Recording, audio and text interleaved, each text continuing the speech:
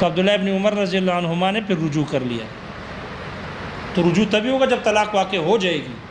اس لیے ہمارے یار دوست کہتے ہیں کہ طلاق نہیں ہوتی، جو طلاق بدعی ہے یہ اہل حدیث لوگ کہتے ہیں اگر حالت حیض میں طلاق دیجیے تو گناہ ہے، اور جو گناہ ہوتی ہے تو اس پر حکم مرتب نہیں ہو سکتا، اس سے طلاق نہیں ہوگی۔ جب طلاق ہوئی نہیں تو پھر آپ نے رجوع کا حکم کیسے دیا کہ رجوع کر لے؟ رجوع تبھی ہے جب ایک چیز ہو گئی ہے۔ اور یہ بات سمجھ میں آ گئی؟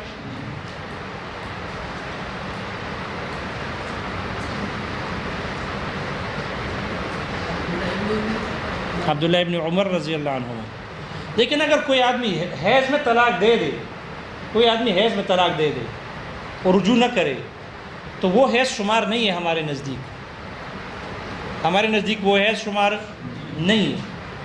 اس کے بعد طہر بھی تو شمار نہیں ہے، اس کے بعد پھر حیض آ گیا، پھر طہر پھر حیض پھر طہر پھر حیض، تو 3 حیض اور 1 حیض وہ جس میں طلاق دیے۔ تو معترض شوافی کی طرف سے ہم پر کہہ سکتے ہیں کہ جیسے ہم اگر اس طہر کو شمار نہ کریں تو ہمارے بھی تو 3 طہر اور کچھ اضافہ ہو گیا، اور آپ بھی تو اس حیض کو شمار نہیں کرتے، تو آپ کے یہاں بھی 3 حیض اور کچھ حیض ہو گیا۔ تو ہم کہتے ہیں ہماری گفتگو اس طلاق میں ہے جو شرعی ہو، اور یہ طلاق طلاق بدعی ہے، اور بدعی طلاق کی اس میں گفتگو نہیں ہے۔ وہ آئے سمجھ میں؟ طلاق ہو جائے گی، وہ حیض شمار نہیں ہوگا، طلاق تو ہو جائے گی۔ وہ یہ مسئلہ سمجھ میں آ گیا؟ شوافی کی دلیل، اچھا شارح رحمہ اللہ کہتے ہیں بعض احناف نے کہا یہ جو ہم نے الزام دیا نا امام شافعی رحمہ اللہ کو کہ قروء سے مراد حیض ہے، استدلال ثلاثتن سے کیا۔ شارح کہتے ہیں بعض احناف نے کہا کہ یہ استدلال ہم قروء سے بھی کر سکتے ہیں، ثلاثتن کو نہ دے کے، خود لفظ قروء کو دے کر بھی ہم استدلال کر سکتے ہیں۔ کیسے؟ وہ کہتے ہیں دیکھو لفظ قروء جمع ہے، اور اقل جمع کتنے ہوتے ہیں؟ 3، تو 3 تبھی ہوں گے جب ہم حیض مراد لیں گے نہ کہ طہر۔ اس لیے اگر ثلاثتن کو استدلال نہ اس سے استدلال نہ بھی کرے، خود لفظ قروء سے استدلال کرے تو وہ جمع ہے، اور اقل جمع 3 ہوتے ہیں، لہذا اور 3 پر تبھی عمل ہوگا کہ جب ہم اس سے مراد حیض لیں طہر نہ لیں۔ لیکن شارح کہتے ہیں جنہوں نے یہ کہا ہے نا کہ استدلال قروء سے کر سکتے ہیں، یہ استدلال ضعیف ہے، یہ استدلال فاسد ہے۔ یہ استدلال کیا ہے؟ فاسد، یہ فاسد ہے۔ کیوں؟ اس لیے کہ اقل جمع 3 ہے ہی نہیں، اقل جمع 2 ہے، کچھ اوپر ہے، 3 نہیں ہے اقل جمع۔ کیوں؟ استدلال کتاب اللہ کی آیت ہے الحج اشہر معلومات، حج چند معلوم مہینے ہے، اشہر، اور اشہر جمع ہے شہر ان کی، تو کم سے اگر اقل جمع 3 ہوتے تو پھر کم حج کے مہینے 3 ہوتے، حالانکہ حج کے مہینے 3 نہیں بلکہ 2 مہینے 10 دن ہے، شوال، ذوالقعدہ اور ذی الحجہ کے 10 دن، لہذا اقل یہ جمع ہے، اور اقل جمع اگر 3 ہو تو پھر حج کے اقل مہینے 3 بنیں گے، حالانکہ 3 نہیں، 2 مہینے 10 دن ہے۔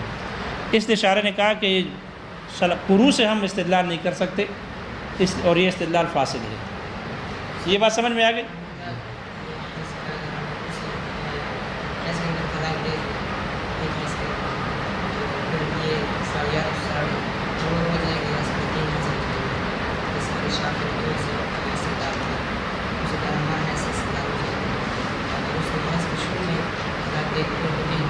کون سی حیض کی؟ تو وہ حیض ہمارے ہاں شمار نہیں ہے نا، نہیں ہے ہی نہیں جی۔ کون سے طہر ہو؟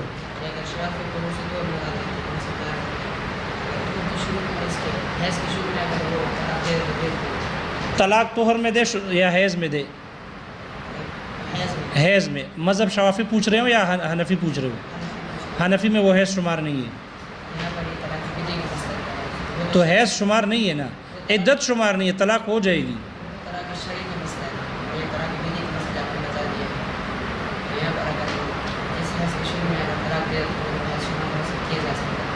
آپ کے ہاں، احناف کے ہاں نہیں ہے، چاہے شروع میں ہو، درمیان میں ہو، آخر میں ہو، احناف کے ہاں وہ حیض شمار نہیں ہے۔ وہ مراد وہ شمار کرتے ہیں.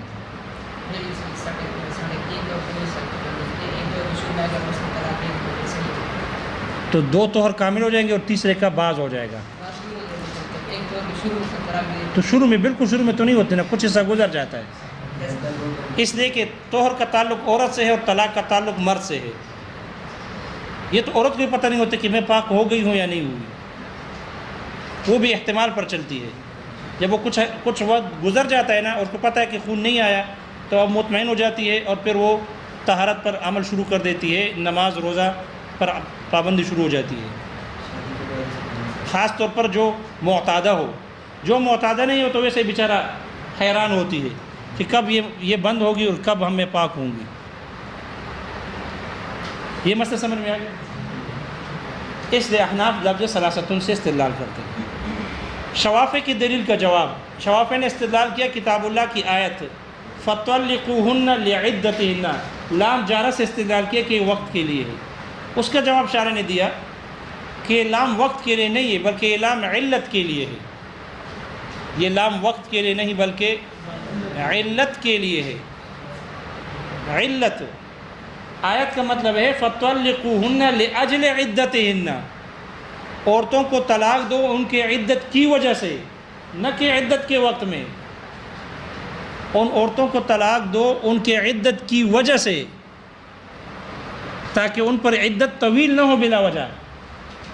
یعنی ایسے طہر میں طلاق دو جس طہر میں وطی نہ ہوئی ہو, کیونکہ اگر جس طہر میں وطی ہوئی ہے اور آپ نے طلاق بھی دے دی, اب پتہ نہیں کہ آپ کے اس وطی کی وجہ سے کہیں وہ حاملہ نہ ہوئی ہو, اب آگے پتہ نہیں چلے گا کہ یہ عدت کیسے گزارے گی, بالحیض گزارے یا بالوضع حمل ہے, تو اس کی عدت مجہول ہو جائے گی, خامخواہ اس پر عدت طویل ہو جائے گی.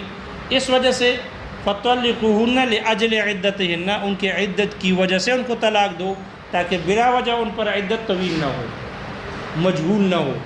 اس لیے ایسے طہر میں طلاق دو جس میں وطی نہ ہوئی ہو. وہ آئے سمجھ میں؟ اس لیے کہ اگر جس طہر میں وطی کی گئی اور طلاق دی ہے, تو آگے پتہ نہیں چلے گا کہ اس کی عدت کون سی ہوگی, ایک کہ کون سی عدت کو شمار کرے گی, وضع حمل کی یا غیر وضع حمل کی. اس وجہ سے یہ لام یہ علت کے لیے ہے نہ کہ وقت کے لیے. شارح کہتے ہیں اس آیت میں اور بھی بہت سے قرینے ہیں.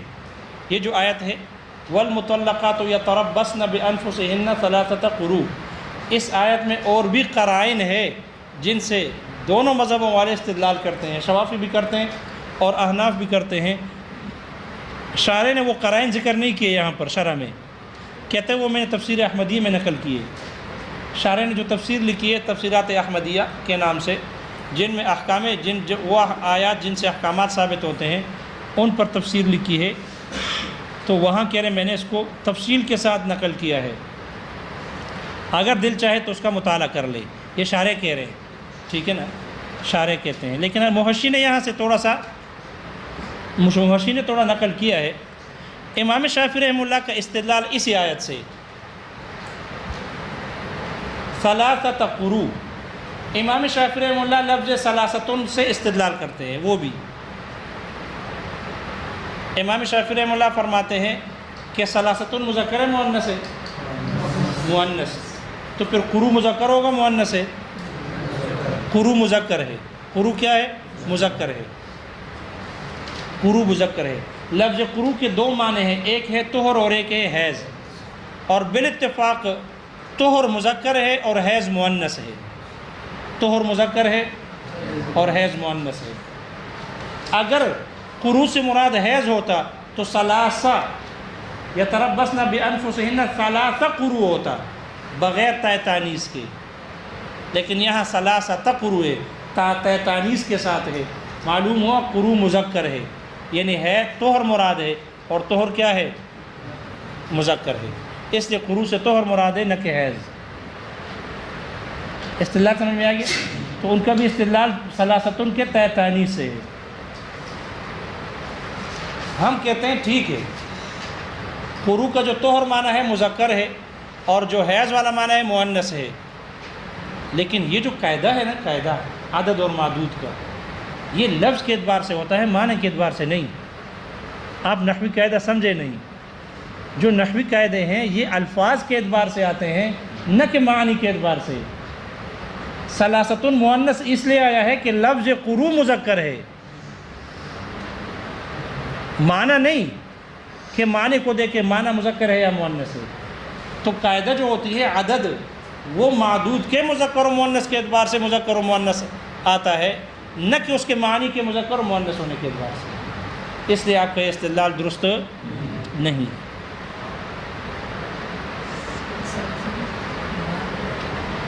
آپ نہ لکھا کرو نا، آپ نہ اس کے رہے اور نہ ہمارے رہے۔ آپ لکھو نہیں، پہلے سمجھو پھر اپنے الفاظ میں نقل کرو، ورنہ ادھر لکھا ہوا ہے ادھر لکھا ہوا ہے لیکن عربی میں۔ ثلاثتن کے تانیث سے استدلال کرتے ہیں، اس لیے کہ یہ عدد مؤنث ہے تو معدود مذکر ہوگا تو یہ مؤنث ہوگا۔ تو لفظ قرو کے دو معنی ہیں، ایک ہے طہر اور ایک ہے حیض۔ طہر مذکر ہے اور حیض، ادھر دیکھو، طہر مذکر ہے اور حیض مؤنث ہے۔ جب عدد مؤنث آ گیا تو معلوم ہوا کہ اس کا قرو کا حیض والا معنی نہیں ہو سکتا، اس لیے کہ وہ تو مؤنث ہے، لہذا طہر والا معنی ہوگا، اور وہ کیا ہے؟ مذکر۔ معلوم ہو قرو سے مراد طہر ہے نہ کہ حیض۔ تانیث ثلاثتن کی تانیث دلالت کرتی ہے۔ جواب سمجھ میں آیا؟ جواب یہ ہے کہ اس کا مذکر و مؤنث، عدد کا مذکر و مؤنث ہونا یہ الفاظ کے معدود کے لفظ کے اعتبار سے ہوتا ہے، نہ کہ اس کے معنی کے اعتبار سے۔ احناف کا دوسرا استدلال اور آیات سے بھی ہے، وہ شارح نے یہاں نقل کیے، بات ویسے لمبی ہو جائے گی، ٹھیک ہے۔ اور بھی قرائن ہیں، آگے کچھ بحث اس پر اور بھی آئے گی اجمالی، تو وہاں اور بھی استدلال ان کے ذکر ہوں گے۔ اسی آیت سے امام شافعی رحمہ اللہ ایک دوسرے انداز میں استدلال کریں گے، خاصیات کو لے کر استدلال ہوگا، خاصیات کی وجہ سے۔ بہرحال حاشیے میں پھر دیکھ لینا، دیکھو کتاب میں۔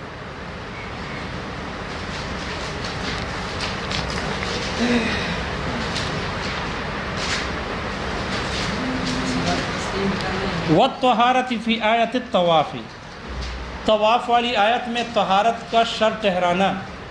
شارح کہتے ہیں ماتن کا یہ متن عطف علی قولہ الولا، یہ ماتن کے پیچھے قول الولا پر عطف ہے۔ وتفریع ثالث علیہ، اور کتاب اللہ کے خاص کے دوسرے حکم پر تیسری تفریع ہے۔ اے اذا کان الخاص بینا بنفسہ، کہ جب خاص خود نفس کے اعتبار سے واضح اور ظاہر ہے، لا يحتمل البیان، بیان کا احتمال نہیں رکھتا، فبطل شرط الطہارۃ فی آیت الطواف، تو طواف والی آیت میں طہارت کی شرط یہ باطل ہو جائے گی۔ اور طواف والی آیت وہی قولہ تعالی، وہ اللہ تعالیٰ کا فرمان وَلْيَطَوَّفُوا بِالْبَيْتِ الْعَتِيقِ ہے۔ فإن الشافعی رحمہ اللہ یقول، امام شافعی رحمہ اللہ فرماتے ہیں ان طواف البیت لا يجوز بدون الطہارۃ، خانہ کعبہ کے گرد طواف یہ بغیر طہارت کے جائز نہیں۔ دلیل ان کی لقولہ علیہ السلام، آپ علیہ الصلوۃ والسلام کے فرمان الطواف بالبیت صلاۃ، خانہ کعبہ کے گرد طواف کرنا یہ نماز ہے، اس سے استدلال کرتے ہیں۔ دوسری دلیل وقولہ علیہ السلام، اور آپ علیہ الصلوۃ والسلام کا فرمان الا لا یطوفن بالبیت محدث ولا عریان، خبردار کوئی بے وضو آدمی اور ننگا آدمی خانہ کعبہ کے گرد طواف نہ کرے، ہرگز نہ کرے۔ یہ ان کے استدلال۔ وَنَحْنُ نَقُولُ، ہم جواب میں کہتے ہیں ان الطواف لفظ خاص، طواف ایک خاص لفظ ہے، معناہ معلوم، اس کا معنی معلوم ہے، وَهُوَ الدوران حول البیت، وہ کعبے حول الکعبۃ، وہ کعبے کے گرد چکر لگانا ہے۔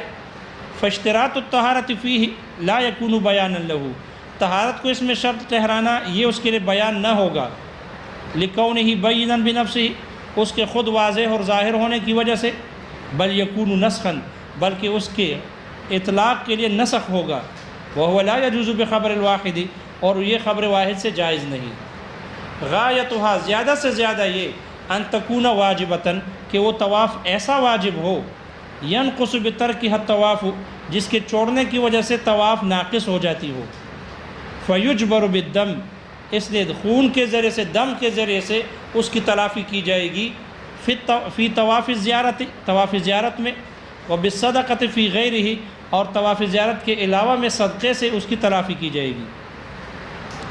پھر احناف پر اعتراض ہوا کہ آپ لوگ کہتے ہو چکر کا ساتھ ہونا شرط ہے، ابتدا بالحجر اسود شرط ہے، تو اس کا جواب دے رہے ہیں وَأَمَّا زِيَادَةُ كَوْنِهِ سَبْعَةَ أَشْوَاطٍ وَإِبْتِدَائِهِ مِنَ الْحَجْرِ الْأَسْوَدِ، رہا طواف کے 7 چکروں کے ہونے کی زیادتی اور حجر اسود سے اس کی ابتدا ہونے کی جو زیادتی ہے، فَلَعَلَّهُ ثَبَتَ بِالْخَبَرِ الْمَشْهُورِ، شاید کہ وہ خبر مشہور سے ثابت ہے، وَهِيَ جَائِزٌ بِالاتفاق، اور خبر مشہور سے زیادتی بالاتفاق جائز ہے۔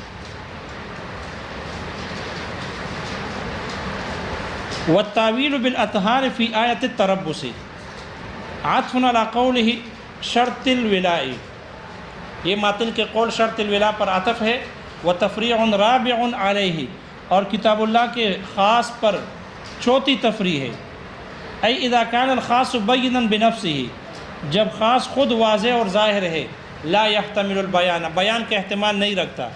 یہ خاص کا کون سا حکم بیان ہو رہا ہے؟ دوسرا حکم ہے، اس پر چوتھی تفریع ہے۔ شارع نے دوسرے حکم پر چوتھی تفریع نکال دی، لیکن محشی کہتے ہیں کہ نہیں، یہ خاص کے پہلے حکم پر تفریع ہے، دوسرا نہیں ہے۔ انہوں نے دوسرے حکم پر تفریع بیان کیے، لیکن شارع کہتے ہیں یہ دوسرے حکم پر نہیں بلکہ پہلے حکم ہے، ان یتناول المخصوص قطعا، یہ اس پر تفریع ہے۔ کیوں؟ اس لیے کہ شارع نے ایک حاشیہ لکھا ہے، حاشیہ منہیہ، اس میں بھی انہوں نے کہا ہے کہ یہ جو تفریع ہے یہ پہلے والے حکم پر ہے، دوسرے حکم پر نہیں ہے۔ وہ آیا سمجھ میں؟ اور آگے جو بیان آ رہا ہے کہ ثلاثتن کا لفظ اپنے مدلول کو شامل ہے قطعی طور پر، تو اس سے بھی پتہ چل رہا ہے کہ یہ پہلا والا حکم پر تفریع ہے، نہ کہ دوسرے پر۔ لیکن شارع نے اس پر کس کو قرار دیا؟ دوسرے حکم پر قرار دیا، لیکن یہ درست نہیں۔ فبطر تعویل القروء بالاطہار، اس لیے قروء کی تعویل اطہار سے یہ باطل ہے۔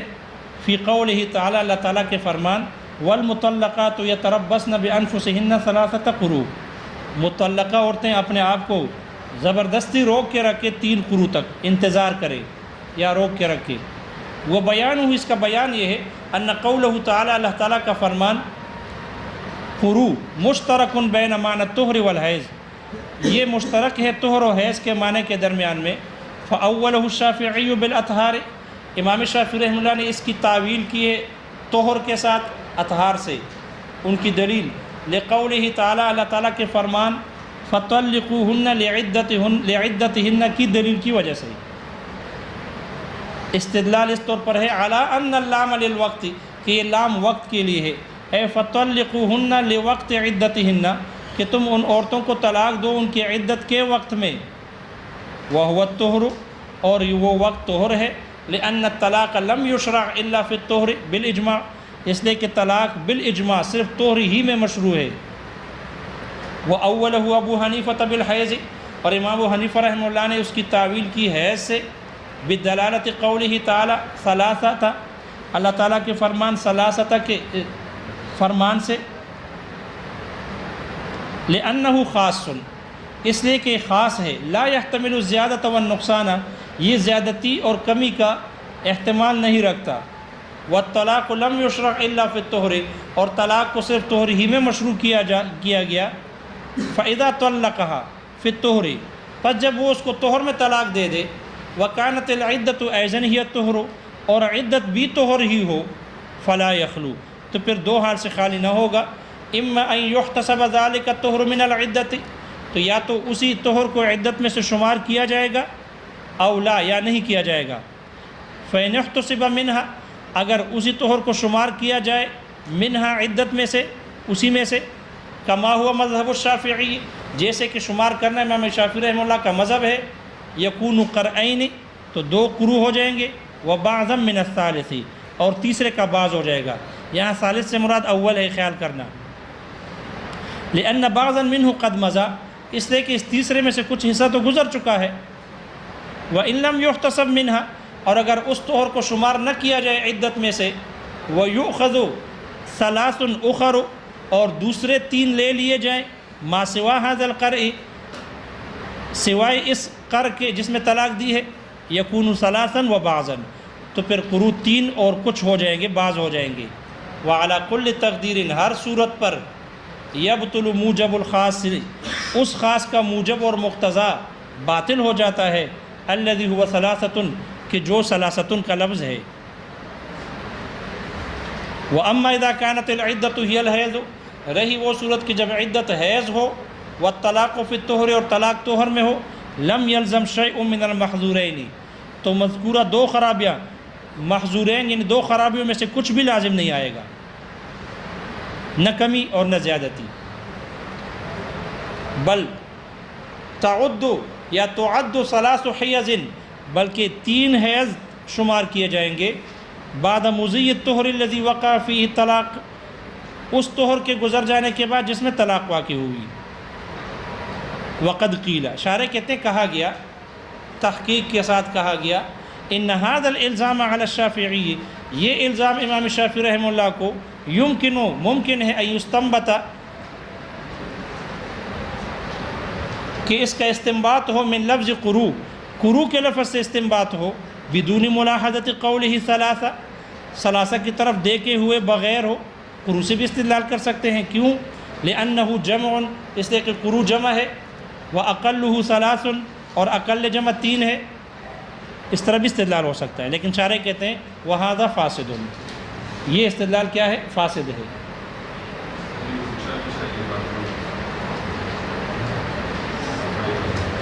کون سے بات روم؟ بس ٹھیک ہے دے رہے ہیں آپ کو 2 منٹ، چابی کس کے پاس دے دو اس کو، باتھ روم کی چابی بھی رکھتے۔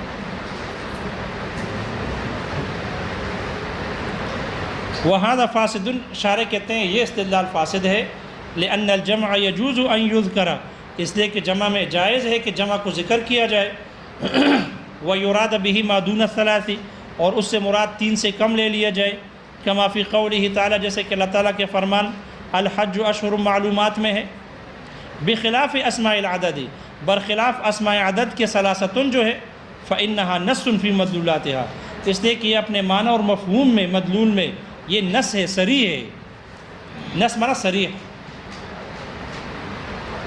امام شافعی رحمہ اللہ کی دلیل کا جواب وَأَمَّا قَوْلُهُ تَعَالَى فَطَلِّقُوهُنَّ لِعِدَّتِهِنَّ رہا اللہ تعالیٰ کا فرمان فَطَلِّقُوهُنَّ لِعِدَّتِهِنَّ فَمَعْنَاهُ تو اس کا معنی ہے لِأَجْلِ عِدَّتِهِنَّ اے طَلِّقُوهُنَّ یعنی تم ان عورتوں کو طلاق دو بحیث اس طور پر يُمْكِنُ إِحْصَاءُ عِدَّتِهِنَّ کہ ان کے لیے عدت کا شمار کرنا ممکن ہو وذالک اور وہ اس طور پر ہو بأن یکون فی طہر ایک ایسے طہر میں ہو لا وطی فیہ جس میں وطی نہ ہو لأنہ یعلم حینئذ اس لیے کہ اس وقت یہ بات معلوم ہوگی انہا غیر حامل وہ حاملہ نہیں فتعتد بثلاث حیض بلا شبہۃ تو وہ 3 حیض شمار کرے گی بغیر شک و شبے کے ولا تطلقوا فی طہر اور ایسے طہر میں طلاق نہ دو وطی فیہ کہ جس میں وطی کی گئی ہو لأنہ لم یعلم حینئذ اس لیے کہ اس وقت یہ بات معلوم نہ ہوگی انہا حامل کہ آیا وہ حاملہ ہے تعتد بوضع الحمل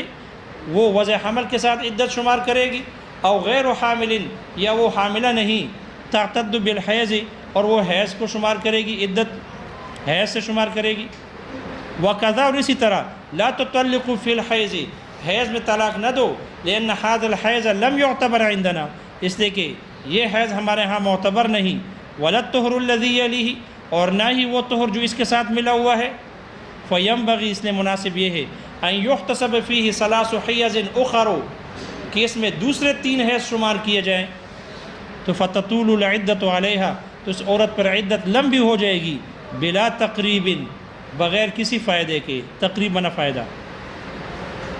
شارح کہتے ہیں ثم لکل واحد منا ومن الشافعی رحمہ اللہ پھر ہم میں سے ہر ایک کے لیے، ہم میں سے امام شافعی رحمہ اللہ میں سے ہر ایک کے لیے فی هذا المقام اس مقام میں قرائن چند قرینے ہیں یعنی اسی آیت میں تستنبط من نفس الآیت جس کو اسی آیت سے اس کا استنباط کیا جاتا ہے بوجوہ متعددۃ کئی طریقوں سے قد ذکرتها فی تفسیرات الاحمدیہ بالبسط والتفصیل جس کو میں ذکر کر چکا ہوں تفسیرات احمدیہ میں تفصیلات کے ساتھ تفصیل سے میں ذکر کر چکا ہوں فطالعها ان شئت اگر تو چاہے تو اس کا مطالعہ کر لے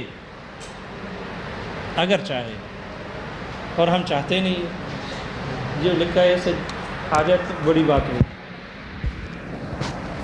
اور کچھ سمجھ میں آئے؟ یہ تو شاشی کا